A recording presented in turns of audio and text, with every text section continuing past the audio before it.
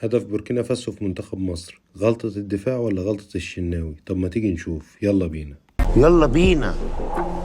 أول خطأ عمله الشناوي وهو تمركز الحائط أمام الشناوي، وهو طبعا تمركزه كان خطأ من الشناوي لأن هو المسؤول عن تمركز الحائط. ده سبب من أسباب خطأ الشناوي من البداية، وطبعا لازم الحارس يشاهد الكورة. وليه أنا قلت كده؟ لأن الحارس في الطبيعي لازم يشوف الكورة وهي طالعة من قدم المنافس، وهنا الشناوي ما شافش الكورة وهي طالعة من قدم المنافس. علشان كده الشناوي تحرك خطوة للأمام أو خطوتين للأمام، وكان صعب إن هو ياخد الكرة، فبدأ يرجع للخلف، ورجوعه للخلف هنا سبب مشكلة كبيرة جدا، لأن الحارس دايما بيكون شايف المرمى وراه فين بالظبط.